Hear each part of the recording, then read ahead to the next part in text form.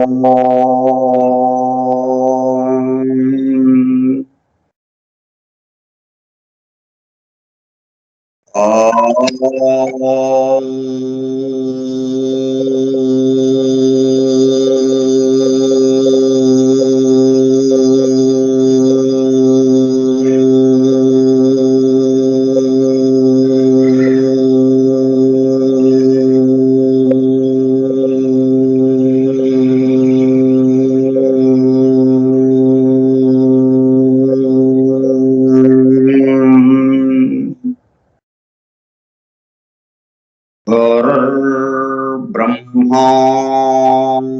गुरुर्विष्णुः गुरुर्देवो महेश्वरः गुरुः साक्षात् परं ब्रह्म तस्मै श्री गुरवे नमः। व्यासं वसिष्ठनप्तारं शक्तेः पौत्रमकल्मषम् पराशरात्मजं वन्दे सुखतातं तपोनिधिम् शुक्लाम्बरधरं विष्णुं शशिवर्णं चतुर्भुजं प्रसन्नवदनं ध्यायेत् सर्वविघ्नोपशान्तये। अगज आनन पद्मार्कं गजाननमहर्निशम् अनेकदं तं भक्तानां एकदन्तमुपास्महे। वक्रतुण्ड महाकाय कोटिसूर्यसमप्रभ निर्विघ्नं कुरु मे देव सर्वकार्येषु सर्वदा। सरस्वती नमस्तुभ्यं वरदे कामरूपिणी वेद्यारम्भं करिष्यामि सिद्धिर्भवतु मे सदा। ॐ भूर्भुवः स्वः ॐ तत्सवितुर्वरेण्यं भर्गो देवस्य धीमहि धियो यो नः प्रचोदयात्।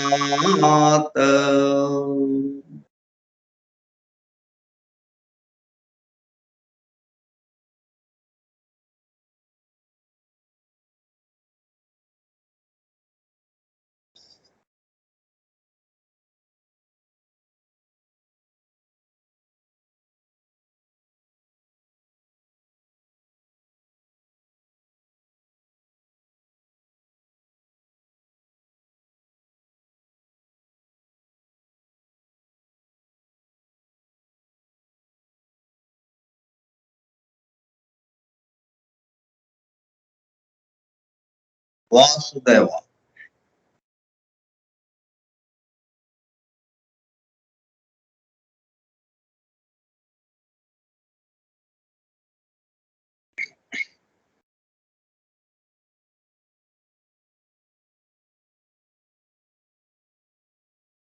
సృష్టి ప్రారంభానికి ముందు బ్రహ్మ కూడా ఇలాగే ప్రార్థన చేసి సృష్టిని ప్రారంభించాడు. అయితే ఈ ప్రార్థన చేయడానికి ముందు ఆయన ఏమనుకున్నాడంటే తనకు తను తెలిసింది తను ఉన్నట్టుగా, అరే నేను ఎక్కడి నుంచి వచ్చాను ఏంటి, నేను ఎక్కడున్నానేంటి అన్నట్టుగా అలా ప్రశ్న వచ్చింది. నేను ఎట్లా వచ్చాను అది తెలుసుకోవడం కోసం కొంతకాలం గడిచిపోయింది. ఆ తర్వాత ఇది రప్పింపబడ్డం ఇంకొకళ్ళు ఎవరో ధ్యానంలోకి వెళ్ళినప్పుడు ఈ విషయాలన్నీ అవగతం. తను ఒక పనికి నియమింపబడ్డ వ్యక్తిని, ఆయన పని చేయడానికి వచ్చిన వాడిని అన్నట్టుగా ఇంకా ఆయన్ని ప్రార్థించాడు. నువ్వు ఏ పని అయితే నా ద్వారా చేయదలుచుకున్నావో ఆ పని చేయని చూసుకోవాలి. అయితే ఈ పని చేయడంలో ఈ సృష్టింపబడడంలో అనేకత్వం వచ్చేస్తుంది. దాంతో నిన్ను మర్చిపోయే ప్రమాదం ఏర్పడుతుంది. కాబట్టి ఇంత సృష్టించినా గాని నిన్ను మర్చిపోకుండా ఉండేటట్టుగా నువ్వు జాగ్రత్తగా కాపాడు స్వామి అన్నాడు. ఇట్లా ఇప్పుడు మనం అదే పద్ధతిలో ప్రార్థన చేసుకుని మన కార్యక్రమాన్ని ప్రారంభిస్తాం. ఈ మొత్తానికి ఆధారం ఎవరున్నారో వాడిని మర్చిపోకుండా మనం ఏ కార్యక్రమం చేసుకున్నా కానీ మొత్తానికి ఆధారమైన వాడు ఒకడు ఉన్నాడు అన్న ఎరుకతో మనం ఆ పనులు చేసుకోవాలి.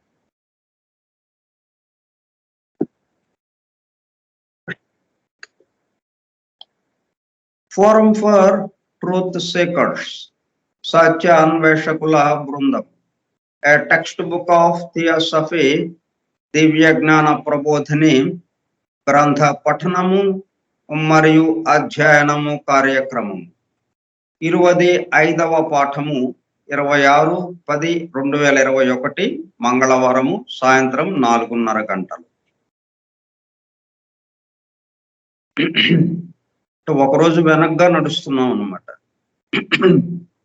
అంతకుముందు వారంలో ఎప్పుడో ఒకసారి 13వ పాఠం 13వ తారీఖు, 14వ పాఠం 14వ తారీఖు, 15వ పాఠం 15వ తారీఖు జరిగింది.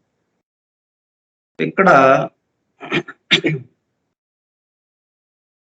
24వ పాఠం 25వ తారీఖు, ఒకరోజు వెనుక ఉన్నాం.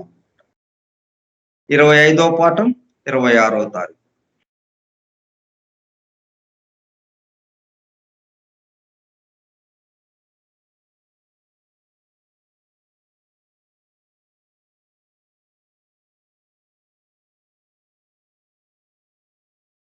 దివ్య జ్ఞాన ప్రబోధిని స్కైప్ గ్రూప్ లో సుదూర ప్రాంతాలలో ఎవరింట్లో వారు హాయిగా విశ్రాంతి తీసుకుంటూ ఏకకాలంలో ఒకేసారి ఏమి చేస్తున్నాము? వింటున్నాము. ఏమి వింటున్నాము?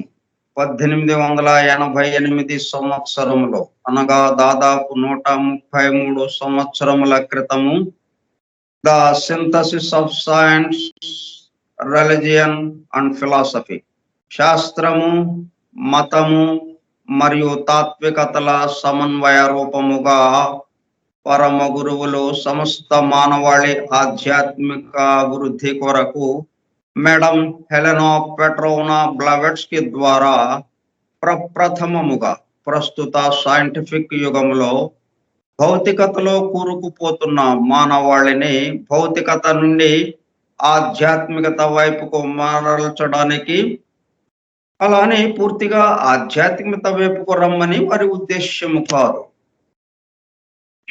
అదే సమయంలో భౌతికత ఆధ్యాత్మికతల మధ్య సామరస్యము, సమతూకము, బ్యాలెన్స్ ను నిలపడానికి అందింపబడిన మ్యాగ్నమ్ ఓపస్, మహత్తర అద్భుత దివ్య జ్ఞాన గ్రంథము ద సీక్రెట్ డాక్ట్రిన్ కు గైడ్ బుక్ గా 1912లో అనగా దాదాపు 108 సంవత్సరముల క్రితం చార్లెస్ వెబ్స్టర్ లెడ్బెటర్ దివ్య జ్ఞానము గురించి సామాన్య ప్రజానేకమునకు కూడా అర్థమయ్యే పద్ధతిలో రచించిన ఏ టెక్స్ట్ బుక్ ఆఫ్ థియోసఫీ ఆంగ్ల గ్రంథము ద థియోసాఫికల్ సొసైటీ అంతర్జాతీయ అధ్యక్షులుగా పనిచేసిన శ్రీ సి జనరాజదాస గారి ఆజ్ఞతో శ్రీ గుంటూరు వెంకట సుబ్బారావు గారిచే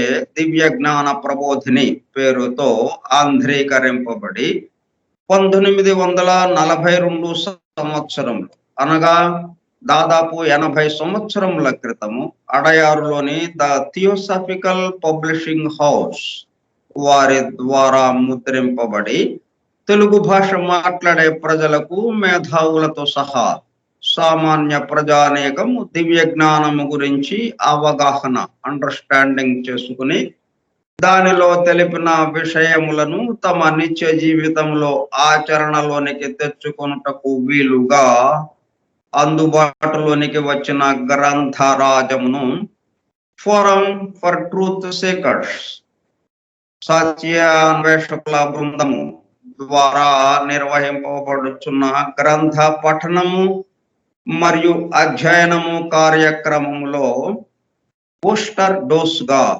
పఠిస్తూ అధ్యయనము చేయుచుండగా ఆ కార్యక్రమంలో పాల్గొని ఎలా వింటున్నాము? అత్యంత శ్రద్ధాశక్తులతో చెవియొగ్గి వినుచున్నాం, అనగా ఒళ్ళంతా చెవులు చేసుకుని వినుచున్న ప్రియ సోదర శ్రోతలందరకు నమస్కారం.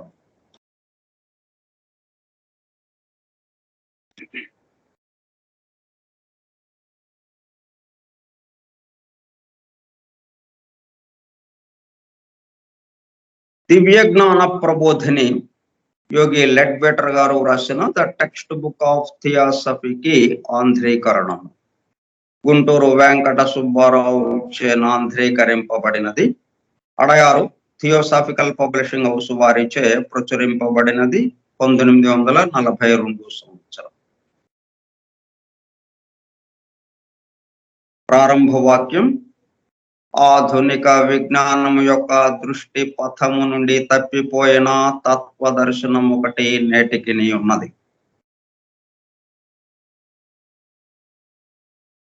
ఆ తత్వదర్శనాన్ని అన్వేషించడంలో ఉన్నాం, మనం వెతకడంలో ఉన్నాం. ఏ విధంగా వెతుకుతున్నాము? ఈ మొత్తం అమెరికా ఏమిటి? సృష్టి యొక్క కూర్పు.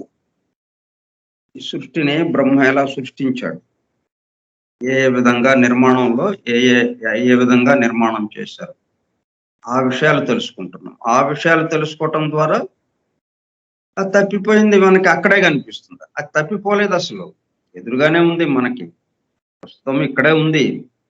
తత్వదర్శనం ఎక్కడికో వెళ్ళిపోలేదు. అనుకుంటున్నాం మన పక్కనే ఉన్నప్పటికీ మనకు కనపట్లేదు, ఎక్కడుందని ఎతుకుతున్నాం. ఇప్పుడు ఇదంతా చూసేటప్పుడు కల్లా మనమే ఆ తత్వదర్శనం. మనల్ని ఇంకా మనం ఎక్కడ ఎతుకుతాం? ఇంకా మనమే ఆ తత్వదర్శనం అన్నది మనకి రూఢి అవటానికి ఈ కార్యక్రమం, ఈ ప్రయత్నం. సరే, కారణ శరీరం గురించి సంగ్రహంగా కొంత మేరకు తెలుసుకున్నాం. ఇక ఆ తర్వాత కారణ శరీరము ఎవరి యొక్క ఉపాధి? యుగో, అనగా జీవాత్మ యొక్క ఉపాధి కాదు. ఇప్పుడు జీవాత్మ కిందగా దిగాలి. ఎందుకు? దానికి ఒక కార్యక్రమం అప్పచెప్పబడింది. ఏమిటా కార్యక్రమము? రెండో జీవ ప్రసారంలో ఒక్కొక్క వర్గులో ఆ వర్గుకు సంబంధించినటువంటి రూపాలని అభివృద్ధి పరుస్తూ క్రమక్రమంగా ఖనిజ వర్గు, ఔషధి వర్గు, జంతు వర్గుకి వచ్చి ఆ జంతు వర్గులో చిన్న సూక్ష్మ క్రిములు, చేమలు, దోమలు, చిన్న చిన్న జంతువుల నుంచి, చిన్న చిన్న ప్రాణుల నుంచి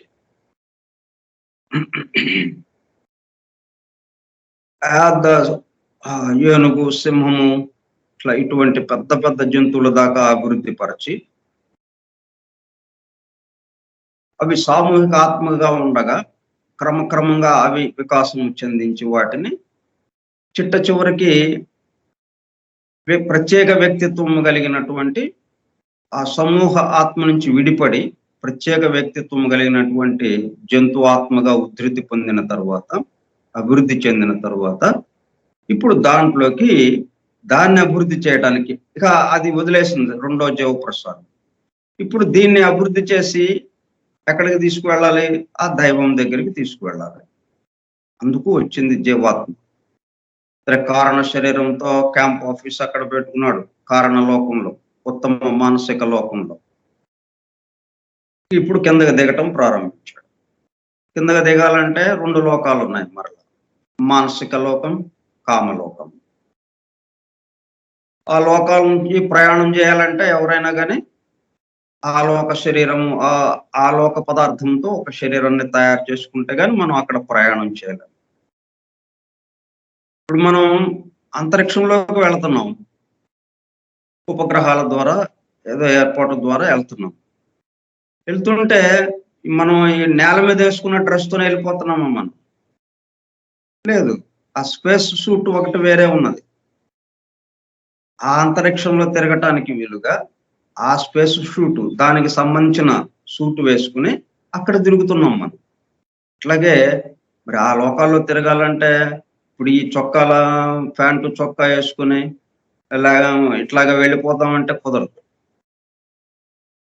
అందుకని ఆ మానసిక లోకానికి సంబంధించిన పదార్థంతో నీచ మానసిక లోకం, ఉత్తమ మానసిక లోక పదార్థంతో కారణ శరీరము రెడీ అయిపోయింది. నీచ మానసిక లోక పదార్థంతో మిగతా 4 భాగాలు ఏవైతే ఉన్నాయో వాటితో మానసిక శరీరాన్ని తయారు చేసి కిందకి తెగిపోతున్నాడు. ఆ మానసిక శరీరం గురించి కొన్ని విషయాలు తెలుసుకుంటున్నాం.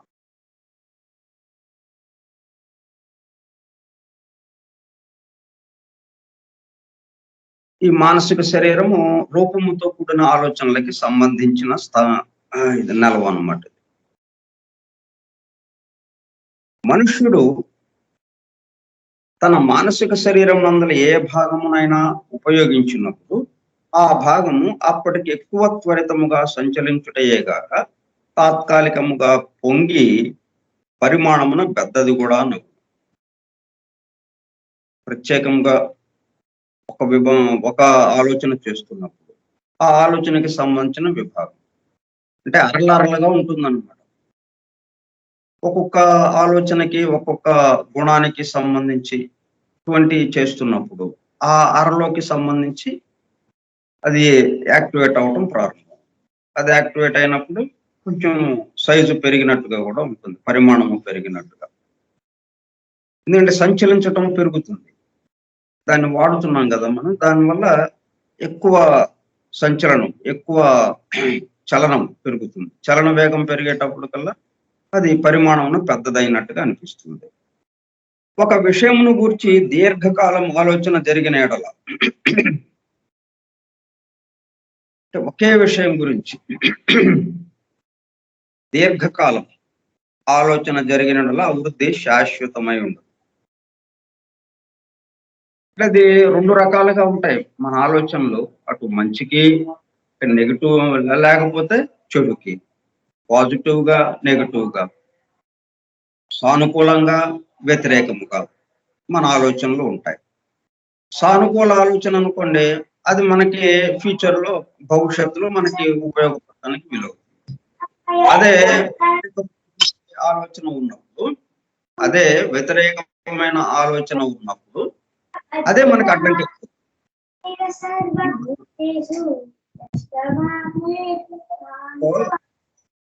అదే ఆడియో ఆపేస్తారా? ఎవరిదో ఆడియో వినిపిస్తుంది వాళ్ళ ఇంట్లో వాళ్ళవి.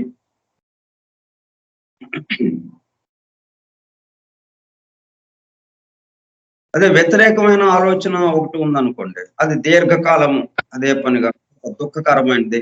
ఒకరు చనిపోయారు, తన దగ్గర వాళ్ళు చనిపోయేటప్పుడు కల్లా ఇక దాని గురించే దుఃఖంతో ఆలోచించేటప్పుడు కల్లా ఆ దానికి సంబంధించిన భాగం ఏదైతే ఉందో మానసిక శరీరంలో, అది పరిమాణంలో పెద్దదైపోతూ ఉంటుంది. ఇంకా ఇదే నెక్స్ట్ జన్మ కూడా అలాగా ముద్ర పడిపోయి అది మనల్ని ప్రేరేపిస్తూ ఉంటుంది దుఃఖానికేసి. ఆ విధముగా ఒకడు తన మానసిక శరీర పరిమాణమును వాంఛనీయమైన రీతిగా గాని, వాంఛనీయము కాని రీతిని గాని వృద్ధి చేసుకొనవచ్చు. కాబట్టి ఇప్పుడు ఈ విషయాలు తెలుసుకోవటంలో మనకేమైంది? ఒకే విషయం గురించి దీర్ఘముగా ఆలోచించడం ఎంతవరకు మంచిది, ఇది మనకు ఉపయోగపడుతుందా లేదా అన్నది కొంత ఆలోచన మొదలవుతుంది. అంతకుముందు ఈ విషయం మనకి తెలియదు. ఇప్పుడు ఈ విధంగా మానసిక శరీరంలో శాశ్వతంగా ఉండే మార్పు జరుగుతుంది. దీర్ఘకాలం గనక మనం ఒకే విషయం గురించి ఆలోచన చేసినట్లయితే, అది వాంఛనీయమైనది అంటే మనకు ఉపయోగపడేది అయితే పర్వాలేదు. అది కూడా మనకి తర్వాత అడ్డంకిగానే కనిపిస్తుంది. అంత త్వరగా ముందుకు తీసుకువెళ్ళటానికి వీలు లేని విధంగానే. ఏదైనా గాని గాఢత ఉండకుండా చూసుకోవాలన్నమాట. అక్కడికక్కడ ఆ విషయాన్ని తగ్గొట్టేయాలి. అవునా? కాదా? ఏంటిది? అని ఇంకా రోజులు, నెలలు, సంవత్సరాలు లేదింక. వాంఛనీయం గాని, రీతిని గాని వృద్ధి చేసుకొనవచ్చు. మంచి సంకల్పములు ఈ శరీర సూక్ష్మ పదార్థంలో సంచలనము కలిగించును. ఆ పదార్థము తేలికైనదగుట చేత అది గోళము యొక్క మీది భాగమునకు తేలిపోవు. ఇదంతా గూడా మనకేంటంటే, మనం బెలూన్‌లాగా. ఊదిన బెలూన్ ఎలాగుంటుందో అట్లా ఉంటుందనమాట. అండాకారంలో, గుడ్డు ఆకారంలో, కోడిగుడ్డు ఆకారంలో. ఇప్పుడు ఈ మంచి సంకల్పాలున్నాయనుకోండి, అప్పుడేమవుతుంది? మంచి అంటే మనం ప్రకృతికి అనుకూలంగా ఉండి, ప్రకృతి ధర్మాలకి, ప్రకృతి నియమ నిబంధనలకి అనుగుణంగా ఉన్నవి. అవి అనుగుణంగా ఉండడం వల్ల అది దైవం కేసి తీసుకువెళ్ళేది. దైవం కేసి తీసుకువెళ్ళేయన్నీ గూడా ఉన్నతంగా ఊర్ధ్వముఖ ప్రయాణంగా ఉంటుంది. కాబట్టి ఆ సంకల్పాలకు సంబంధించి ఈ శరీర సూక్ష్మ పదార్థంలో సంచలనం కలిగించును. ఆ పదార్థము తేలికైన దగుట చేత అంటే సూక్ష్మ పదార్థం ఎప్పుడు తేలిగ్గా ఉంటుంది. అక్కడ వైబ్రేషన్స్ ఎక్కువగా ఉంటాయి. తేలిగ్గా ఉన్నప్పుడు ఏమవుతుంది? వేగం పెరుగుతూ ఉంటుంది. దానివల్ల ఎక్కువ సంచలనం ఉంటుంది దానికి. దానికి తోడు ఇప్పుడు మనం ఈ సంకల్పం ఉంది గాబట్టి, ఈ సంకల్పం ద్వారా అది మరింత సంచలనం కలిగించి, ఆ పదార్థం తేలికైన దగుట చేత అది గోళము యొక్క మీది భాగమునకు తేలిపోవు. ఇక స్వార్థము, దురాశ మొదలగు దుస్సంకల్పములు మోటు పదార్థ సంచలనముతో సంబంధించినవి గనుక ఇవేంటన్నమాట మోటు అంటే ఇది స్థూలానికి సంబంధించింది. స్థూలానికి సంబంధించినప్పటికల్లా అది మందం పెరుగుతుంది. ఎందుకంటే మంద చలనం. చలనం యొక్క వేగము తగ్గుతుంది. బరువు ఎక్కువగా ఉంటుంది కాబట్టి చలనం యొక్క వేగము తగ్గుతుంది. అప్పుడు అదేమవుతుంది? కిందకెళ్ళిపోతుంది. ఇటువంటి సంకల్పాలన్నీ కూడా దుస్సంకల్పములు నెగెటివ్‌కి సంబంధించింది. మంచి సంకల్పములు అంటే పాజిటివ్‌కి సంబంధించింది ఊర్ధ్వానికి వెళ్ళిపోతుంది. ఆ గోళము యొక్క మానసిక శరీరము, గోళము యొక్క ఉపరి భాగానికేమో మంచి సంకల్పాలకి సంబంధించిన అది మీద భాగానికి తేలిపోతాయి. దుస్సంకల్పాలకి సంబంధించినవి మోటు పదార్థ సంచలనముతో సంబంధించినవి గనుక అవి గోళము యొక్క ఎడుపు భాగమున చేరును. అందుచేత తరచుగా అనేక విధములకు స్వార్థపూరిత సంకల్పములకు లోబడిన సామాన్య మనుష్యుడు అంటే మన జీవితంలో ఎక్కువ భాగం ఈ స్వార్థంగానే మన కోసం జీవించడంలో ఎదుటి వాళ్ళని కాదనటం అనే సందర్భం పెరుగుతుంది. ఎదుటి వాళ్ళతో ఘర్షణ పెరుగుతుంది. దాంతో మనకి ఈ సంకల్పాలన్నీ కూడా దుస్సంకల్పాలై దిగువకి చేరుతూ ఉంటాయి. అనేక విధములకు స్వార్థపూరిత సంకల్పములకు లోబడిన సామాన్య మనుష్యుడు సాధారణముగా తన మానసిక శరీరం యొక్క క్రింది భాగమును వృద్ధి చేసుకుని కొస క్రిందనుకున్న గుడ్డు వలె కనిపించును. కొస మామూలుగా కొస పైనుండి కింద కొంచెం వెడల్పు ఎక్కువగా ఉన్నట్టుగా మనకి ఉంటుంది గుడ్డు ఇలాగా నిలబెట్టిన. ఒకవైపు కొసగా ఉన్నట్టుగా ఉండి, ఒకవైపు కొంచెం ఎక్కువ వెడల్పుగా ఉన్నట్టుగా ఉంటుంది కదా కోడిగుడ్డు ఆకారం అంటే. ఇప్పుడు దీంట్లో ఏమైందన్నమాట? కొస క్రిందకున్న గుడ్డు వలె కనిపించు. అట్టి మోటు సంకల్పముల నడుచుకుని ఉన్నత సంకల్పములందు నిష్ట గలవాడు తన మానసిక శరీరం యొక్క పైభాగమును వృద్ధి చేసుకుని గనక సన్నని కొస క్రిందకున్న గుడ్డు వలె నగదు.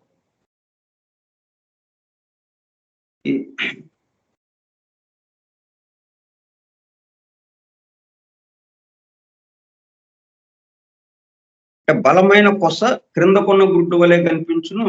దుస్సంకల్పములకి సంబంధించి అంటే స్వార్థపూరిత సంకల్పాలకు సంబంధించి, ఆలోచనలకి సంబంధించి ఎవరైతే చేశారో వాళ్ళు కింది భాగాన్ని వృద్ధి చేసుకున్న వాళ్ళయ్యారు. క్రింది భాగం వృద్ధి అవ్వటం వల్ల ఆ క్రింది భాగం కొస కింద ఉంటుంది. ఆ క్రింది భాగం ఉన్న కొస బలమైన కొస క్రిందకున్న గుడ్డు వలె కనిపించు. అట్టి మోటు సంకల్పంలో నడుచుకుని ఉన్నత సంకల్పంలో ఎందు నిష్ట గలవాడు తన మానసిక శరీరం యొక్క పైభాగమును వృద్ధి చేసుకున్నాడు కనుక సన్నని కొస క్రిందకున్న గుడ్డు వలె ఆగపడదు. ఇక్కడేమో సన్నని గుడ్డు అటు ఇటు తిరగబడదు, గుడ్డు అలాగే ఉంటుంది. ఈ గుడ్డు అభివృద్ధి చెందినది దీనిలాగా. ఏది అభివృద్ధి చెందింది? కిందది అభివృద్ధి చెందిందా, పైది అభివృద్ధి చెందిందా? పైది అభివృద్ధి చెందినప్పుడు సన్నటి కొస్సేమో కింద ఉన్నట్టుగా ఉంటుంది. అది అట్లాగా కనిపించిందంటే మానసిక శరీరము ఇట్లా దివ్య దృష్టితో చూసినప్పుడు మనకి సన్నని కొస దిగువగా ఉంది, పై కొస బలమైన కొసగా వెడల్పుగా ఉంది. అంటే ఊర్ధ్వలోకానికి ఆ సూక్ష్మ పదార్థానికి సంబంధించి అతను వృద్ధి చేసుకున్నాడు. అంటే అతనిలో అన్ని మంచి సంకల్పాలే ఉన్నాయి అన్నది అర్థమవుతుంది. అతని గురించి ఎక్కువగా మనకి తెలియక్కర్లా. ఆ మానసిక శరీరాన్ని గమనిస్తే దాని యొక్క పరిమాణాన్ని బట్టి అది ఎట్లా ఉంది అని ఇప్పుడు ఒక్క క్షణం ఈ కొసలు ఎటువైపు ఉన్నాయి అంటే దాన్ని బట్టి అర్థమైపోతుంది అనమాట. ఊర్ధ్వం పైన కేసి పైభాగమును వృద్ధి చేసుకుంటాడు కాబట్టి ఎవరు ఉన్నత సంకల్పంలో నిష్ట గలవాడు తన మానసిక శరీరం యొక్క పైభాగమును వృద్ధి చేసుకున్నాడు కనుక సన్నని కొస క్రిందకున్న గుడ్డు వలె కనుక. సన్నని కొస ఎక్కడ ఉంటుంది? కింద ఉంటుంది. మరి వాడికి ఎక్కడ ఉంటుంది? సన్నని కొస పైకి ఉంటుంది. సన్నని కొస ఏమో పైనుండి వెడల్పుగా ఉన్నది బలమైన కొస అడుగునుంటుంది. ఎవరికి? దుస్సంకల్పాలు, స్వార్థపూరిత ఆలోచనలు అట్లా ఉన్న వాళ్ళకి. సో బలమైన కొస అడుగునుంది, సన్నని కొస పైన ఉంది అని చూడంగానే మనం మానసిక శరీరం యొక్క ఆకారం ఈ విధంగా ఉంది, ఒక వ్యక్తి యొక్క మానసిక శరీరం ఆకారం ఇలా ఉంది అనగానే అర్థం ఏంటనమాట? వీడు మొత్తం స్వార్థపూరితమైన జీవితాన్ని గడుపుతున్నాడు, స్వార్థపూరిత ఆలోచనలతోనే నిరంతరం జీవిస్తున్నాడు అన్నది అర్థమైపోతుంది. ఇంకొకళ్ళని చూసాము, వాడిది ఎలాగుంది? పై భాగం బాగా బలంగా వెడల్పుగా ఉంది, కింద భాగం సన్నని కొసగా ఉంది. అంటే అర్థం ఏంటనమాట?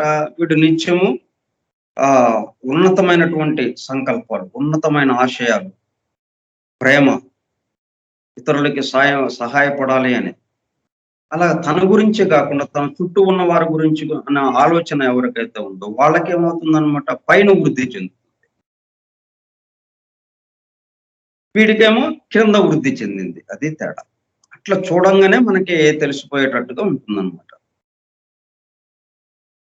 యోగి ఒక మనుషుని మానసిక శరీరంలోని వర్ణములను, చారలను పరీక్షించి మనకి సామాన్యంగా మనం ఆచార్యుల దగ్గరికి, గురువుల దగ్గరికి, మహాత్ముల దగ్గరికి, అవధూతల దగ్గరికి, యోగుల దగ్గరికి వెళ్తుంటాం. వెళ్ళంగానే వాళ్ళకి మన గురించిన విషయం వెంటనే అర్థమైపోతుంది. ఎందుకంటే మన మానసిక శరీరాన్ని వాళ్ళు చూడగలుగుతారు. యోగి ఒక మనుషుని మానసిక శరీరంలోని వర్ణములను, చారలను పరీక్షించి వాని శీలమును, వాడి జన్మలో పొందిన అభివృద్ధిని కనిపెట్టగలడు. ఎందుకంటే మొత్తం రికార్డ్ అయిపోతుంటుంది. దాన్ని బట్టే దీంట్లో ఉన్న రంగులు అవన్నీ మార్పులు వస్తుంటాయి. ఆ చారలు సన్నగా ఉండటం, లేకపోతే లావుగా ఉండటం, ఇట్లాగా ఎగుడు దిగుళ్ళు, ఒక నిశ్చయమైన ఆకారం లేకుండా, ఒక నియమితమైన ఆకారం లేకుండా ఎగుడు దిగుళ్ళుగా ఉండటం, ఇవన్నీ వాడిని తెలియజేస్తూ ఉంటుందన్నమాట. అంటే ఆ మానసిక శరీరము ఎవరికి ఉందో వాడికి. అయితే ఇది జీవాత్మకి మనం ఆపాదించకూడదు. ఇదంతా ఎక్కడదన్నమాట? ఈ దేహాత్మ జీవాత్మ ద్వారా మనకి మనల్ని రేపెట్టినటువంటి విషయాలన్నమాట ఇవన్నీ. వాని శీలమును, వాడి జన్మంలో పొందిన అభివృద్ధిని కనిపెట్టగలడు. ఆ ప్రకారము ఒక మనుష్యుని కారణ శరీరమును పరీక్షించి, అదే పద్ధతిలో మానసిక శరీరమును పరీక్షించినట్టే కారణ శరీరమును పరీక్షించి, వాడు జంతు వర్గును వదలి జీవాత్మ నిర్మాణమైనది మొదలు నేటి వరకు ఆ జీవాత్మ ఎంత అభివృద్ధి నుందినో చెప్పవచ్చు. అంటే మరి ఇక్కడి నుంచి ఉన్న విషయాలే క్రమక్రమంగా ఉన్నత విషయాలే ఈ జన్మలో ఉన్నత విషయాలు ఎన్ని ఉంటే దానికి తగ్గట్టుగా కారణ శరీరంలో కదలికలు మొదలవుతాయి. మనం ఈ జన్మలో ఏమీ లేవు, కొన్ని జన్మలో అసలు ఏమీ లేదు, కారణ జన్మలో ఏమీ కదలిక లేదు. ప్రారంభంలో ఎలాగుందో వాడు జీవాత్మగా వచ్చి కారణ శరీరాన్ని కట్టుకున్నప్పుడు ఎలాగుందో అలాగే ఉంటుంది. అభివృద్ధి ఏ మాత్రం ఉండదు అక్కడ. అది కూడా మనకి అర్థమవుతుంది. ఒకడు ఒక పుస్తకము, ఒక ఇల్లు, ఒక ప్రదేశము మొదలగు ఆకారము గల యొక్క వస్తువును దలుచుకున్నప్పుడు తన మానసిక శరీరంలో ఆ వస్తువు యొక్క చిన్న విగ్రహమును నిర్మించును. ఒక రూపాన్ని నిర్మిస్తాడు. అంటే ఆర్టిస్టు ఒక బొమ్మ వేసినట్టుగా మన మనసులోనే ఆ ఆకారం మనకి ముద్రితం అవుతుంది. ఆ విగ్రహము వాని మానసిక శరీరమున ఊర్ధ్వ భాగంలో సామాన్యంగా ముఖమునకెదుట ఎవరైతే ఆ సంకల్పాన్ని సంకల్పిస్తున్నారో వాళ్ళ ముఖానికి ఎదుట కన్నులకు సమానంగా తేలియాడుతుంది. అది అచ్చట వాడు ఆ వస్తువుని గురించి ఆలోచించినంతసేపును సాధారణంగా నా తరువాత మరికొంతసేపును నుండును. అంటే మనం ఇప్పుడు దీని గురించి వింటున్నాము, ఆలోచిస్తున్నాం, కొన్ని దృశ్యమానంగా ఆ రూపాలతో మనం ఆ గుర్తుకు తెచ్చుకోవడానికి ప్రయత్నం చేస్తున్నాం, దాన్ని చూడటానికి ప్రయత్నం చేస్తున్నాం. అప్పుడు ఏం జరుగుతుందనమాట, అనుక్షణం మన ముఖం ముందు మన కంటికి ఎదురుగా అవన్నీ రూపాలు తీసుకుని మానసిక శరీరము యొక్క పదార్థంతో అవన్నీ అక్కడ తిరుగుతూ ఉన్నాయన్నమాట మన కంటికి ఎదురుగా. అయితే మనకు కనపడటం లేదు. అది సాధారణంగా ఆ తరువాత మరికొంతసేపును ఉండును. ఆ తరువాత అది ఎంతకాలం ఉండున్నది వాని ఆలోచన యొక్క తీవ్రతను స్పష్టతను బట్టి ఉండును. ఒక విషయం గురించి వాడు ఆలోచించేటప్పుడు దాని యొక్క అంటే ఒక స్పష్టంగా ఆలోచిస్తూ చాలా తీవ్రంగా అవతల వాడికి మంచి జరగాలనో, లేకపోతే అవతల వాడు నన్ను ఏదో మాట అన్నాడు, వాడికి ఇది జరగాలి, వాడికి నష్టం జరగాలి, వాడికి ఏదో అని గట్టిగా వాడు సంకల్పిస్తున్నాడు అనుకోండి కోపంతో. అప్పుడు అదేం చేస్తుంది, ఒక రూపం తీసుకుంటుంది. అది ఆ సంకల్పం అంటే మానసిక శరీరం అంటేనే ఆలోచన వచ్చింది అంటే ఆలోచనకు ఒక రూపం, ఒక ఉపాధి. మనకి జీవాత్మ వస్తేనే అది ఒక్కటిగా లేకుండా ఒక ఉపాధి తీసుకుని ఉంది. అట్లా ఈ సృష్టిలో ఏది కూడా ఉపాధి లేకుండా ఉండదు. చైతన్యం ఉంది అంటే దానికి వెంటనే ఒక ఉపాధి ఉండాలి. ఎక్కడ ఉంటే అక్కడ దానికి సంబంధించి. ఇప్పుడు మానసిక శరీరంలో మన ఆలోచన కదులుతూ ఉన్నది. మానసిక శరీరంలో కదిలేటప్పుడు కల్లా దానికి ఒక ఉపాధిగా ఒక రూపం వచ్చేసింది.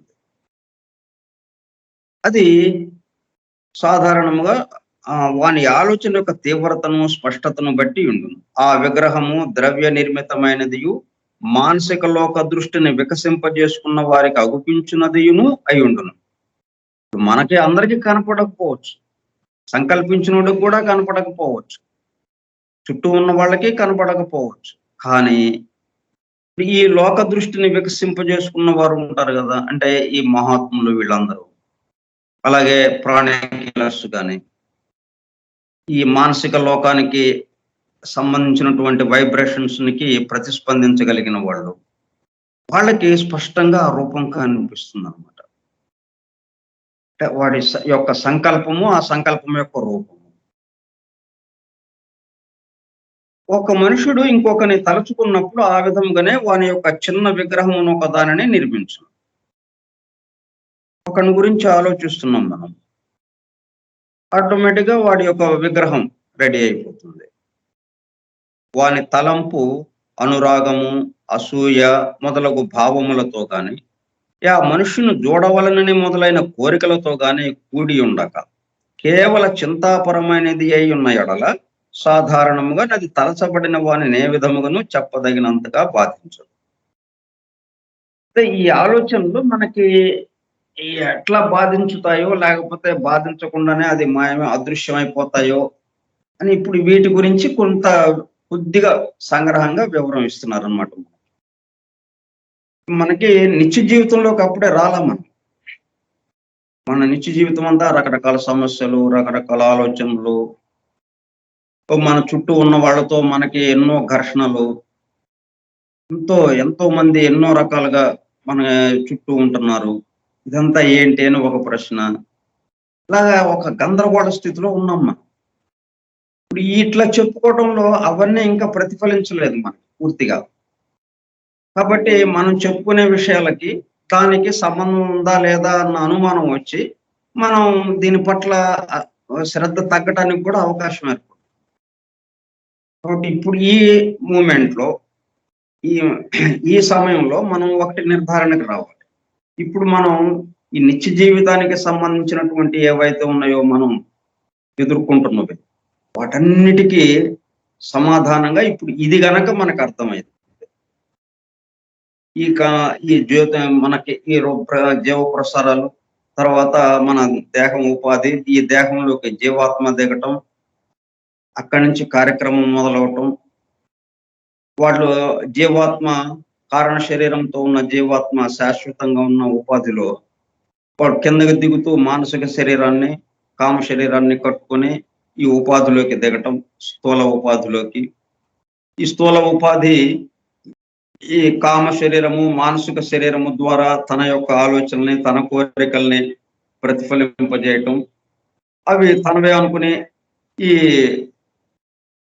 జీవాత్మ దాన్ని ఓకే అంటాం. అది వీడు చేయడు, ఓకే అంటున్నాడు. దాన్ని ఆపడం కాకుండా, దాన్ని ఆపాల్సిన వ్యవహారం ఉంటే ఆపకుండా ఎస్ అన్నాడు, మేలకుండా కూర్చొని చూస్తున్నాడు. ట్రాఫిక్ పోలీస్ ఉన్నాడు, వాడు రాంగ్ రూట్ లో వస్తున్నాడు అని మేలకుండా ఉన్నాడు. వాడు రాంగ్ రూట్ లో వచ్చి వెళ్ళిపోయాడు. మరి వాడికి శిక్ష పడాలి. కానీ ఇట్లాగైందనమాట. ఇది మేలకుండా ఉన్నట్టు అయింది. దాంతో వీడు ఈ దేహాత్మకి సంబంధించింది రెచ్చిపోతూ ఉన్నాడు. వాడియే ఇట్లా ప్రతిఫలిస్తున్నాయి కామ శరీరం నుంచి, మానసిక శరీరం నుంచి. ముందు ఈ ఏర్పాటు మనకి తెలిస్తే అప్పుడు మన నిత్య జీవితంలో జరుగుతున్న విషయాలకి దీనికి ఉన్న సంబంధం ఏంటి, ఇప్పుడు నిత్య జీవితంలో మనం ఎట్లాగా ప్రవర్తించాలి. ఇప్పటి వరకు మన ప్రవర్తన, మన యొక్క ఆలోచన విధానం, మన స్వభావము ఇవన్నీ ఉన్నాయి. ఇప్పుడు దీన్ని సరిదిద్దుకోవాలా అక్కర్లేదా? ఎందుకు సరిదిద్దుకోవాలి? అభివృద్ధి కావాలి మనకి. మరి ఇదే విధంగా ఉంటే మన అభివృద్ధి లేదు.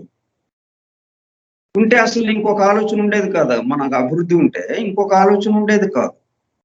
మనకు అభివృద్ధి లేకపోవటం వల్లే ఈ విధంగా ఇంకొక ఆలోచన పెట్టుకున్నాం. ఏంటిదంతా అనే ఆలోచన మొదలయ్యేది. అందువల్ల మనం ముందేంటంటే ఈ ఏర్పాటును చూస్తున్నాం. మనం ఈ ఏర్పాటుని మనం చక్కగా గమనించి అప్పుడు మనం నిత్య జీవితంలోని సమస్యల్లోకి వద్దాం.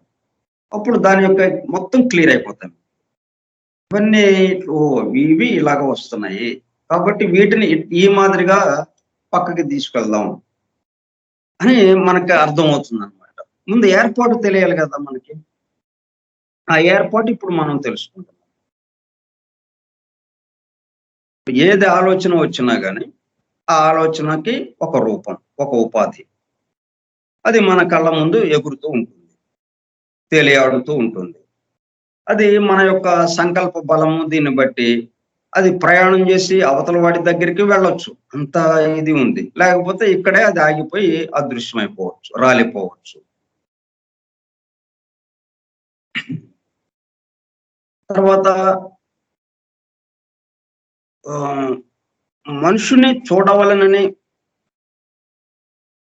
వాని తలంపు, అంటే మన యొక్క తలంపు, ఆలోచన, అనురాగము, అసూయ మొదలగు భావములతో గాని, కామలోకానికి సంబంధించినవి అవి మనుషుని చూడవలనని మొదలైన కోరికలతో గాని కూడి ఉండక కేవల చింతాపరమైనది అయి ఉన్న ఎడల సాధారణంగా అది తలచబడిన వాని ఏ విధమును చెప్పదగినంతగా బాధించదు.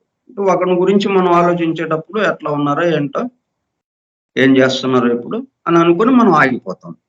అది మనకి ఇబ్బంది లేదు. ఎవరిని తలుచుకున్నామో వాడికి ఇబ్బంది లేదు. అట్లా గాకుండా అయితే ఒకని గురించి తలచినప్పుడు ఆ తలంపు అనురాగం మొదలైన భావములతో కూడి ఉన్నాయి. వాడి పట్ల ప్రేమతో ఉంటే వాని ప్రతిమ నిర్మితమొకటయే గాక మరి ఒక సంగతి కూడా సంభవించును. అనురాగముండుట చేత నా తలంపు తలచిన వాని మానసిక శరీర ద్రవ్యములో నుంచి ఒక స్పష్టమైన రూపమును నిర్మించుకున్నది.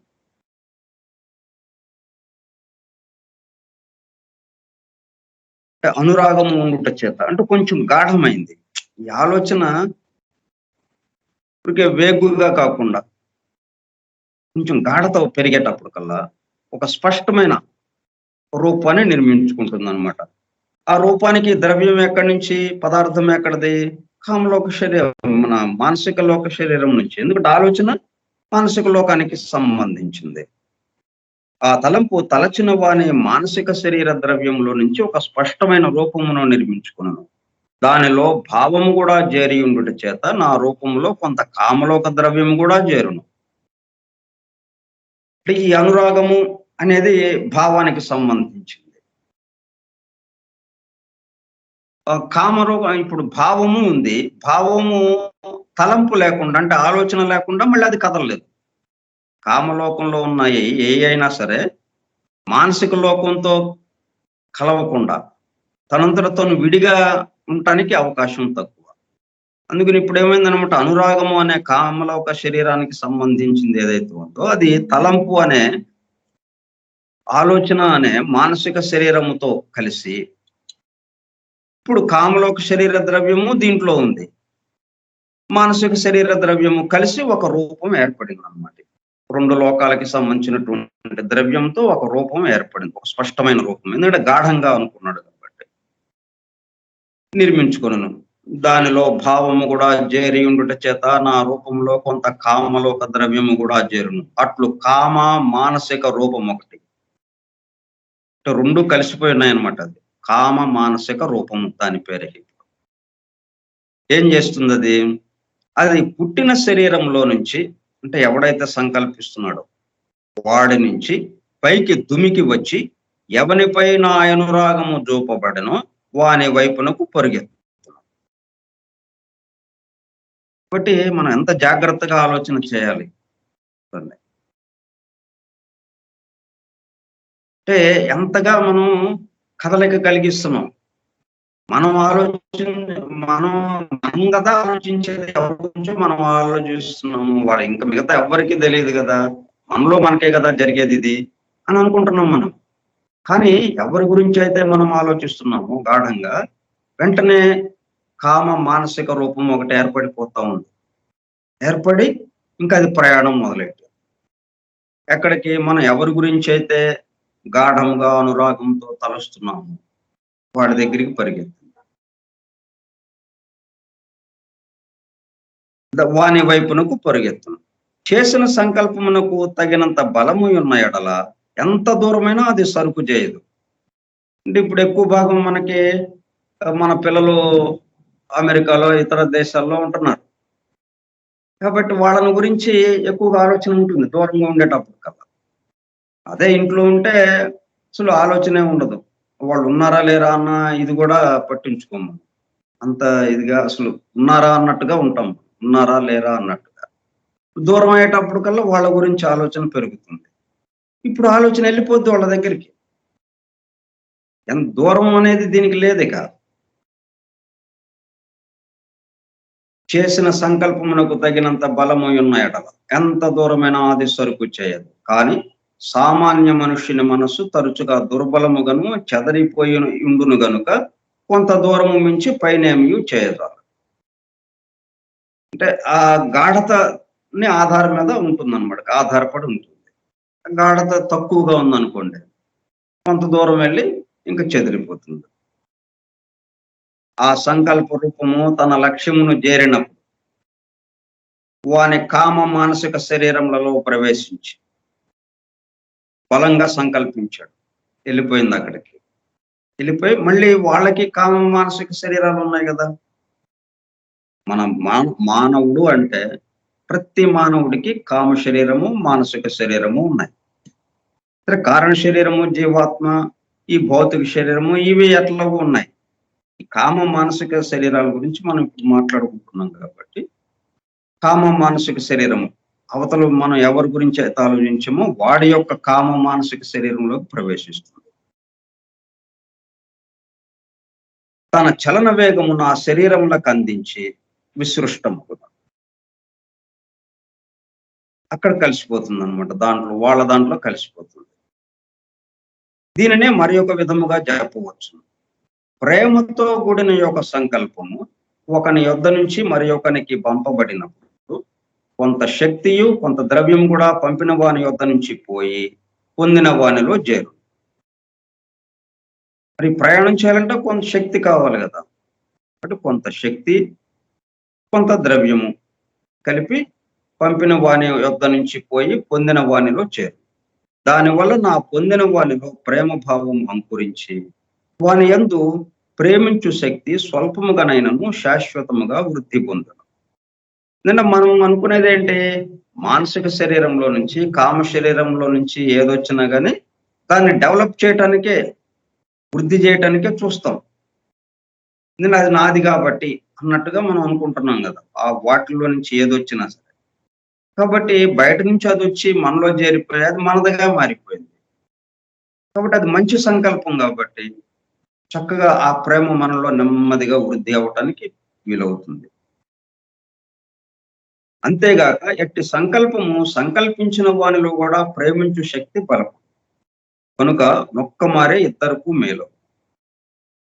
అంటే మన సంకల్పాలు ఎలాగూ ఉంటే ఏ ఏ విధంగా జరుగుతుంది అన్నది ఉదాహరణగా చిన్న ఉదాహరణ ఇస్తున్నారన్నమాట.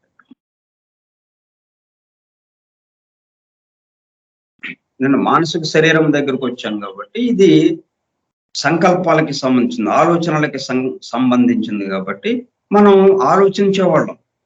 మానవుడు అంటేనే ఆలోచన, ఆలోచన. ఆ వచ్చిన ఆలోచనని అమలు చేయటం. ఈ విధమైనటువంటి వ్యవహారంలో మనం ఉన్నాం. అందుకని మన సంకల్పాలు ఎట్లాగా వెళ్తుంటాయి, ఏం జరుగుతాయి? మనం సంకల్పించినప్పుడు ఆ తర్వాత దాని పరిణామం ఏమిటి? అది మనకు అంతగా తెలియదు పెద్దగా. ఇప్పుడు దివ్య దృష్టితో చూసిన వాళ్ళు చెప్పిన విషయం ఏంటంటే ఇదన్నమాట. ఇప్పుడు సైంటిస్టులు కూడా దీన్ని జాగ్రత్తగా పరిశోధించి ఇది అవును అని ఒక్కొక్కటి చెబుతున్నారు. సీక్రెట్ డాక్టర్‌ను సైంటిస్టుల దగ్గరికి చేరి వాళ్ళు దీంట్లో ఉన్న విషయం ఏంటి అని వెలికి తీసి పరిశోధించి దాన్ని రుజువు చేయటానికి ప్రయత్నం చేస్తున్నారు వాళ్ళు వాళ్ళ వైపు నుంచి. ఇప్పుడు అందుకే మనకి ఒక మెసేజ్ కూడా పెట్టాను మన గ్రూప్‌లో. మరణము లేదు అనే దాని గురించి. ఒక సైంటిస్టు, అమెరికన్ సైంటిస్టు పరిశోధించి ఆయన ఈ భగవద్గీతలో చెప్పినయి గాని, వేదము, పురాణాలు, ఉపనిషత్తులో చెప్పినయి గాని ఇవన్నీ కూడా సత్యములే అని చెప్పుకుంటూ వచ్చారు. ఎందువల్ల? ఈ ఆర్థర్ ఈ పోవెల్ రాసినటువంటి ఈ 4 పుస్తకాలు, గ్రంథాలు. అంటే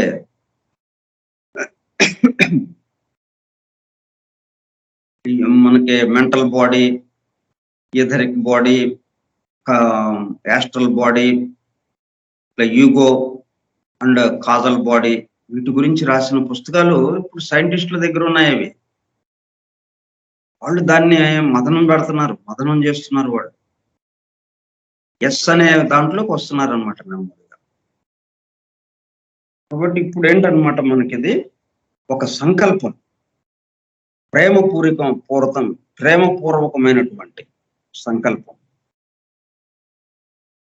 మనం ఇంకొకటికి పంపించినప్పుడు ప్రేమతో కూడిన యొక్క సంకల్పము ఒకని యొద్ద నుంచి మరి ఒకనికి పంపబడినప్పుడు మనం ఎప్పుడైతే సంకల్పిస్తామో అది వెంటనే కామ మానసిక రూపాన్ని తీసుకుంటుంది. అయితే దీంట్లో ఒక్క ప్రేమతో కూడి ఉంటే అది రాగానికి సంబంధించింది కాదు కాబట్టి కామ శరీరానికి సంబంధించిన పదార్థం ఉండదు.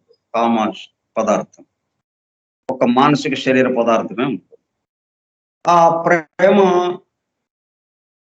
కొన్ని కోరికతో సంబంధించింది ఉంటే అప్పుడు కామ మానసిక శరీర రూపం ఒకటి తయారు చేసుకుని అది ఈ సంకల్పించినోడు బలంగా సంకల్పించేటప్పుడు కల్లా వెంటనే అక్కడికి వెళ్ళిపోతుంది అతని దగ్గర. వెళ్ళిపోయి అతని కామ మానసిక శరీరంలో కలిసిపోయేటప్పుడు కల్లా ఈ ప్రేమ భావన అక్కడ నిండిపోతుంది. అది తనదేగా భావించి ఆ ప్రేమ భావాన్ని తను డెవలప్ చేసుకోవడం నెమ్మదిగా ప్రారంభం. ఎవరు పంపిన వాని పట్ల ఈ ఎవరైతే పంపారో అతనికి అనిపిస్తుంది అన్నమాట. అటుగా కామన్ గా అందరి మీద ప్రేమ భావన అనేది కూడా నెమ్మదిగా ఆ ప్రేమ భావం అనేది క్రమక్రమంగా వృద్ధి చెందటం ఉపయోగపడుతుంది ఇది. ఇప్పుడు పంపించిన వాడి పరిస్థితి ఏంటి? వాళ్ళు కూడా ఈ ప్రేమ భావన ఇక చక్కగా పెరగటం ఇది అవుతుంది అనమాట ఇతనిలో కూడా. ఇంత ఎందుకని పాజిటివ్నెస్ కాబట్టి ఇది చక్కగా వృద్ధి చెంది ఏదైనా కానీ వృద్ధి చెందుతుంది. నెగిటివ్ అయితే నెగిటివ్ అయినా వృద్ధి చెందటమే. విత్తనం వేసామంటే అది వృక్షం అవటమే కదా వృద్ధి చెందటం. గర్భం ధరించిందంటే ప్రసవింపబడటమే కదా అభివృద్ధి. కాబట్టి అది పాజిటివా నెగిటివా, అనుకూలమైనదా అననుకూలమైనదా, సానుకూలమైనదా వ్యతిరేకమైనవా అని కొంచెం మనం చూసుకోవాలి. ఈ అనుకూలమైనది అయితే అతనిలో కూడా అనుకూలమైన భావాలు వృద్ధి చెందుతాయి, మనలో కూడా ఇంటర్న్ వృద్ధి చెందుతూ ఉంటాయి. ఇద్దరికి బెనిఫిట్ అది.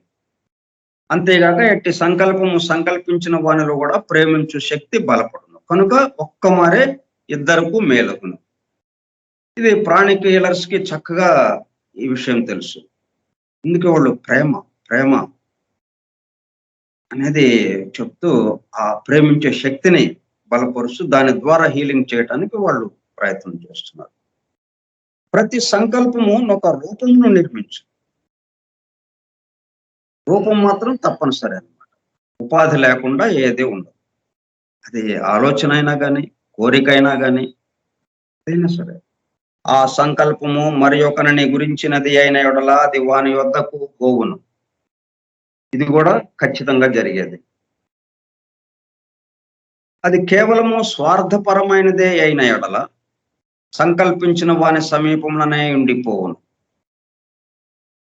ఈ 2 విధములైనదియు గాని యెడల అది కొంతకాలం ఆకాశంలో నిటునటు తిరుగులాడి క్రమముగా నశించిపోవు. సంకల్పం వస్తుంది, అది ఎట్లాగా ఏంటి అనేది సంకల్పించిన వాడి మీద ఆధారపడి ఉంటుంది. అది పెద్దగా ఇతరుల గురించిన ఇదిగా లేకుండా ఉంటే అది కొంతకాలం అలాగా స్పేస్ లో ఉండి నశించిపోతుంది, క్రమంగా జీర్ణించిపోయి. మనము కనుక ప్రతి మనుషుడును తాను ఎక్కడికి పోయినా నక్కడ తన వెంట సంకల్ప రూపంలను విడిచిపెట్టుచూ పోవు. ఏదో ఆలోచిస్తూ నడుస్తూ వెళ్తుంటాం కదా. అంటే ప్రతి ఆలోచనకు ఒక రూపం, వందల రూపాలు అలా బయటకు వచ్చేస్తూ ఉంటాయి. ప్రతి వాడికి అలాగ వస్తుంటాయి.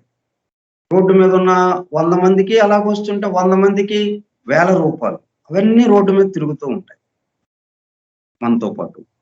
మనం ఒక వీధి వెంట పోన్నప్పుడు ఇతరుల సంకల్ప రూపంలో సముద్రము కూడా పోవదు. అదొక సముద్రం లాగా ఉందన్నమాట. సంకల్ప రూపంలో సముద్రం కిటకిటలాడిపోతుందన్నమాట. రోడ్డు ఖాళీగా ఉందనుకుంటున్నాం మనం. ఓ 10 మంది వెళ్తున్నాం, అక్కడొకడు.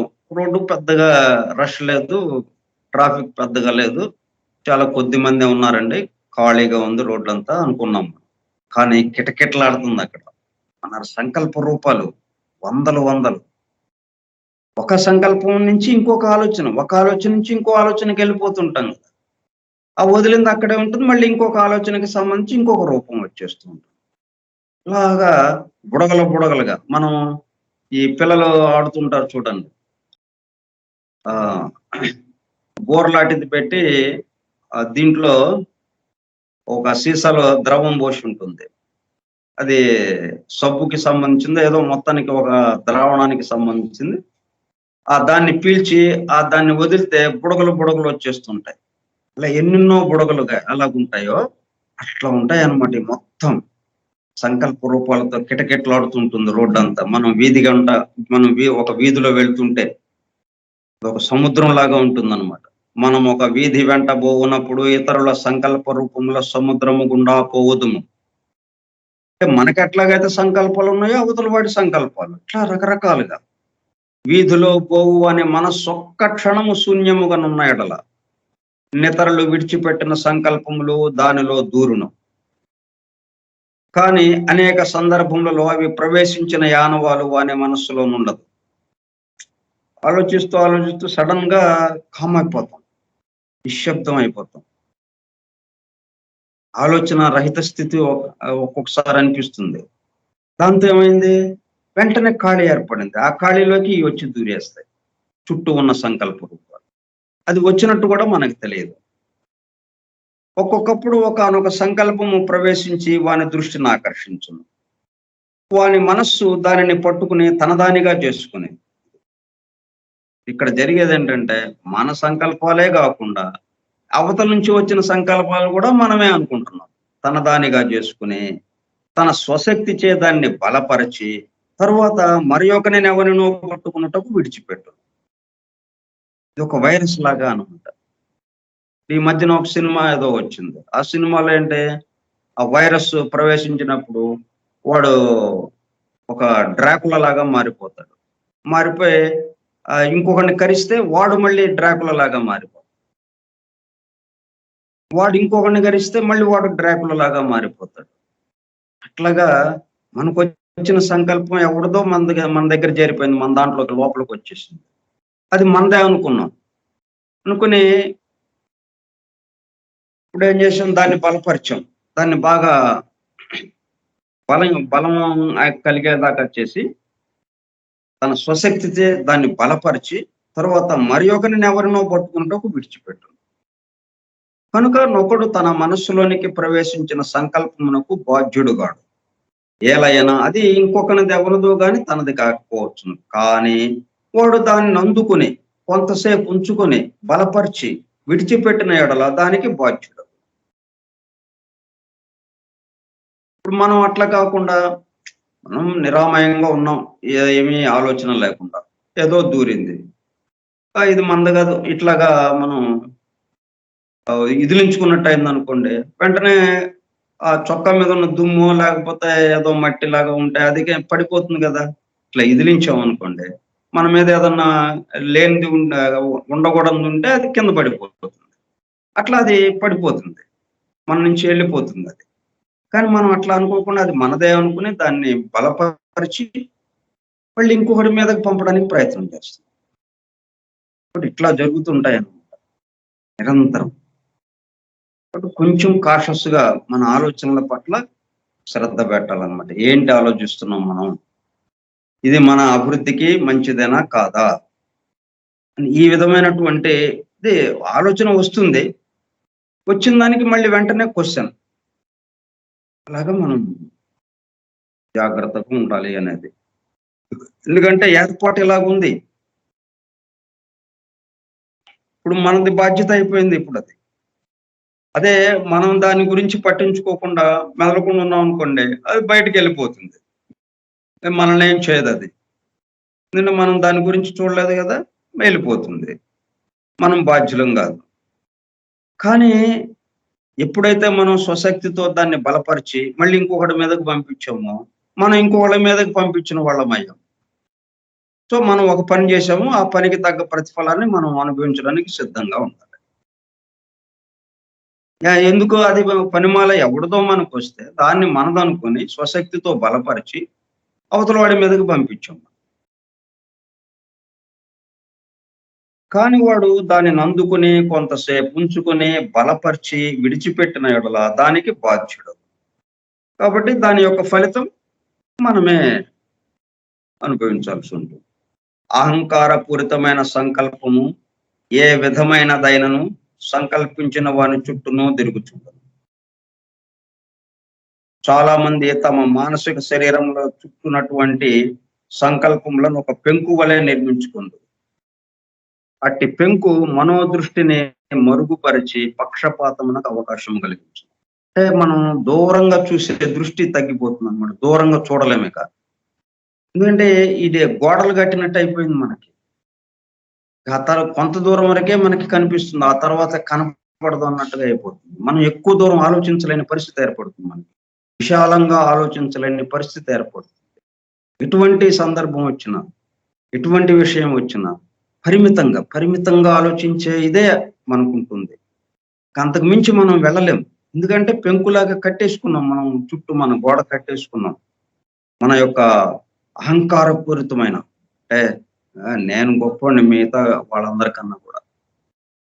ఇట్లాగా అహంకారంగా ఆలోచించే ఏదైతే ఉందో, ఇవన్నీ మన చుట్టూ తిరిగిపోయి మనకే అడ్డంకి అయిపోయిందనమాట. ఎక్కువ అంటే విశాలంగా ఆలోచించడానికి వీలు లేకుండా అయిపోయింది. అంటే అది కనపట్లేదు. దూరం కనపట్ల మనకి. అడ్డుగా ఈ పెంకులాగా ఇది జరిగిపోయింది. ఈ ఆలోచనలన్నీ కూడా. ప్రతి సంకల్ప రూపము నశ్వరమైన యొక్క సత్వము. అది విద్యుత్ శక్తితో నింపబడి ఎప్పుడు ఆ శక్తిని విడిచిపెట్టున్నాయని కనిపెట్టుకుని ఉన్న బ్యాటరీ. బ్యాటరీ అంటే విద్యుత్ జనన యంత్రం వంటిది. బ్యాటరీ వంటిదనమాట. అది పోయి ఏ మానసిక శరీరమునకు తగులునో, ఆ శరీరములో తన చలన వేగమును కలిగించి, తన వంటి సంకల్పమునే పుట్టించుట దాని లక్షణం. ఏ సంకల్పంతో అయితే అది బయలుదేరిందో, దానికి రూపము ఆ మానసిక శరీరం యొక్క ఉపాధితో అది ఎక్కడికి బయలుదేరిందో, అది వెళ్ళిన వాడిలో అదే సంకల్పాన్ని కలగజేస్తుందనమాట. ఎందుకంటే దానికి తెలిసిందదే ఇక.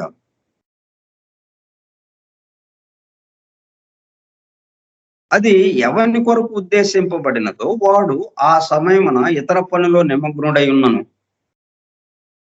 అంటే ఖాళీగా లేడు వాడు. అప్పుడు వెళ్ళటానికి వీలు కాదు. అందుకని అప్పుడు దాకా ఏం చేస్తుందనమాట, ఇతర విధమైన సంకల్ప ధోరణిలో నున్నను. వాని మానసిక శరీరంలోని కణములకు అప్పటికే నిశ్చితమైన మరియొక రీతి వేగముతో చలించుచుండును గనుక, పైనుండి ఏమి వచ్చినను దానిని బాధించదు.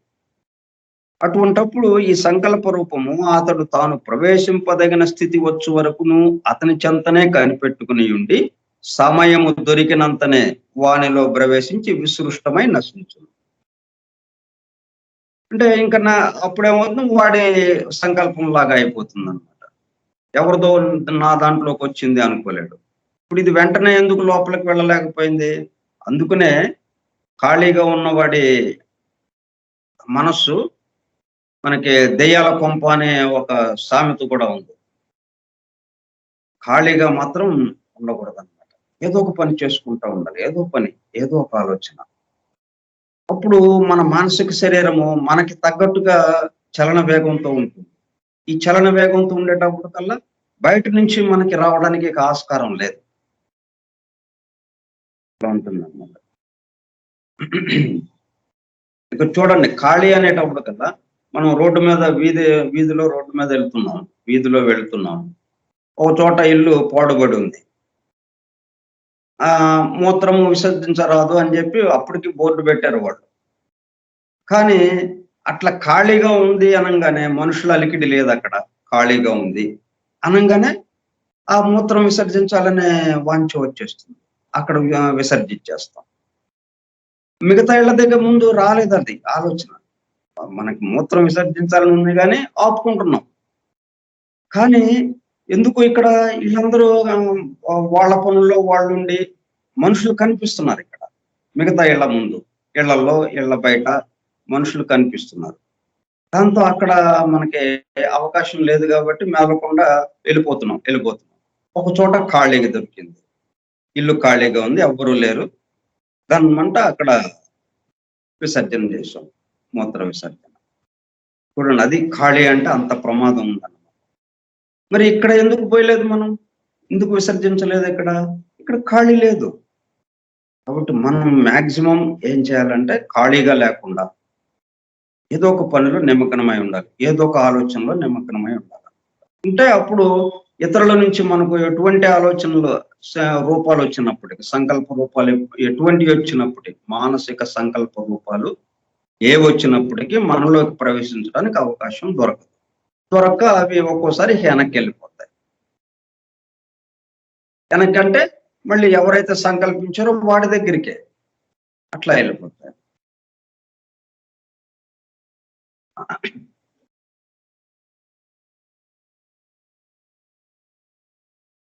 సో ఇంకా మరికొన్ని విశేషాలు రేపు చెప్పుకుందాం ఈ మానసిక శరీరంకి సంబంధించి. ఇట్లా ఈ శరీరాలు మానసిక శరీరము, కామ శరీరము, పృథ్వీ శరీరం, స్థూల శరీరము, వీటికి సంబంధించిన విషయాలు మనకి గనక అది ఎట్లా పనిచేస్తుంది ఏంటి అసలు అనేది మనకు అర్థమైతే అప్పుడు మనం ఎంత జాగ్రత్తగా ఉండడానికి ప్రయత్నం చేస్తాం కదా. ఇప్పుడు ఈ విషయం తెలియకే కదా మనం ఎందుకు ఆలోచిస్తున్నాము. మనకు కోపం వచ్చింది, ఒకడు మనకు మామూలుగా రాలేదు కోపం. ఎందుకు వచ్చింది? మనల్ని ఒకటి ఇబ్బంది పెట్టాడు, అందుకని మనకు కోపం వచ్చింది వాడి పట్ల చాలా తీవ్రంగా సంకల్పం చేశాం. దాంతో అది వాడి మీదకు వెళ్ళిపోయి వాడిలో ప్రవేశిస్తుంది. ప్రవేశించేటప్పుడు అది కోపానికి సంబంధించి, ద్వేషానికి సంబంధించింది కాబట్టి వాడిలో తిరిగి అదే కనిపిస్తుంది. కనిపించి ఏమవుతుంది, అది మళ్ళీ మన మీదకి తిరిగి దాడి చేయడానికి ప్రయాణం మొదలు పెడుతున్నాం. ఇట్లాగా జరుగుతుంది. ఇంకా మిగతా విశేషాలు ఇవన్నీ మనం రేపు తెలుసుకుందాం. స్వస్తి ప్రజాభ్యః పరిపాలయంతాం న్యాయేణ మార్గేణ మహీం మహిషాః గోబ్రాహ్మణేభ్యః శుభమస్తు నిత్యం లోకాః సమస్తాః సుఖినో భవంతు. లోకాః సమస్తాః సుఖినో భవంతు. లోకాః సమస్తాః సుఖినో భవంతు. ఓం శాంతి శాంతి శాంతి. అందరికీ ధన్యవాదములు.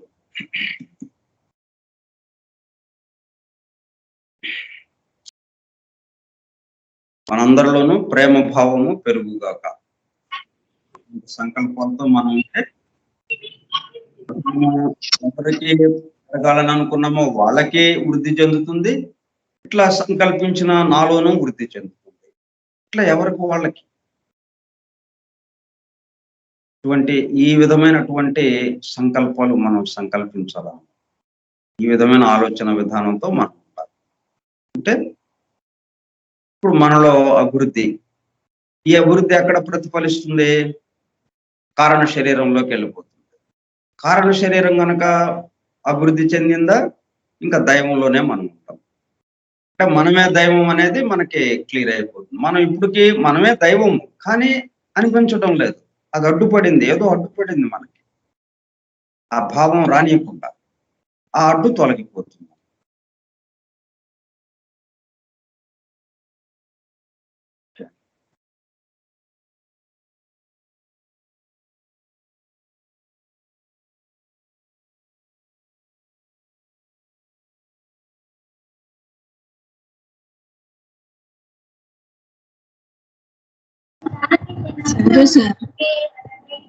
ఓకే అండి, థ్యాంక్ యూ సార్.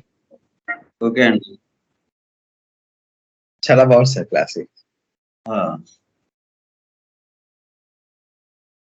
అందుకే మనకి సద్గ్రంథ పఠనం, సత్సంగము, సత్కర్మాచరణము ఇటువంటి వాటిల్లో ఏదో ఒకటి మనం బిజీగా ఉండటం అనేది, అంటే ఆ పనులు చేస్తూ ఖాళీగా లేకుండా అవి మంచి సంకల్పాలను కల్పిస్తాయి. ఆ సంకల్పాలు అందరికీ ఉపయోగపడుతుంటాయి.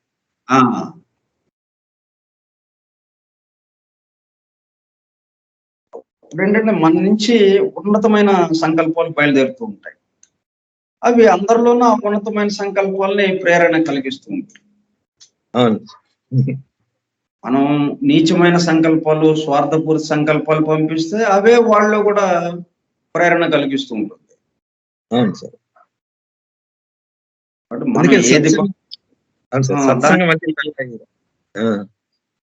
దానికి వీలుగా అవే మళ్ళా ప్రేరణ కలిగిస్తూ ఉంటాయి కాబట్టి దీన్ని పంపించు, దాన్ని పంపిద్దాం.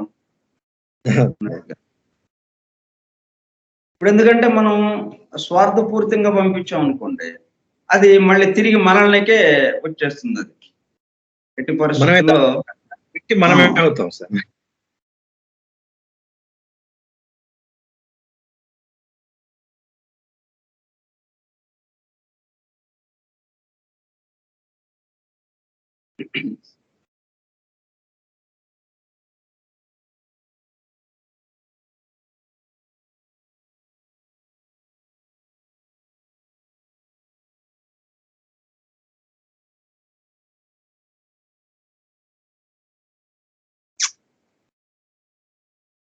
ఇంకా దీన్ని ఉన్నతమైన సంకల్పంతో దీన్ని ప్రారంభించు. మనకేంటి, తప్పిపోయిన తత్వ దర్శనము దొరకాలి అన్నట్టు. ఈ గ్రంథాన్ని మామూలుగా కూడా అధ్యయనం చేయొచ్చు. మామూలు అసలు ఏంటండి, మానసిక శరీరం ఏంటి అసలు, లేకపోతే కామ శరీరం ఏంటి, కారణ శరీరం ఏంటి, తర్వాత మరణానంతర స్థితులు ఏంటి, ఇట్లాగా ఈ పునర్జన్మం ఏంటి, ఈ విషయాల్లో ఏంటండి అని ఊరికే ఆ విషయం తెలుసుకోవడం కోసం అన్నట్టుగా అలాగూ తెలుసుకోవచ్చు. కానీ అట్లా తెలుసుకున్న విషయాలు మనకు అంతగా ఉపయోగపడవు. అదే ఈ తప్పిపోయిన తత్వ దర్శనం, దాన్ని వెతుకుతున్నాం మనం, అది దొరకాలి మనకి. ఆ ఉద్దేశంతో దీన్ని పట్టుకున్నాం.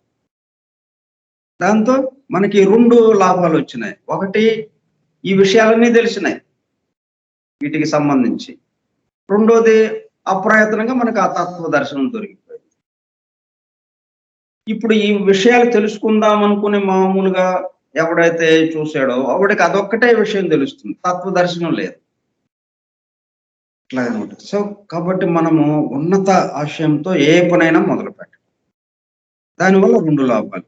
పని జరుగుతుంది, ఆ ఉన్నతమైనది ఏదైతే ఉందో అది మనకు అందుతుంది. దాంతో పాటు ఆ ప్రయత్నం. కాబట్టి ఎంత చిన్న పనైనా కానీ ఉన్నతమైనటువంటి ఆశయంతో మొదలు దాన్ని చేయటం.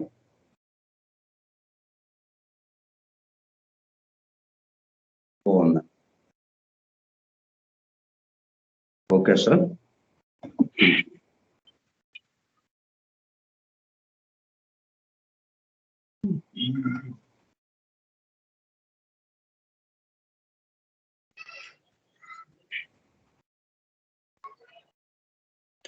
Okay, thank you sir. ఈ రోజు సమావేశం ముగిద్దామండి. రేపు okay sir. Thank you. Right sir. Thank you all.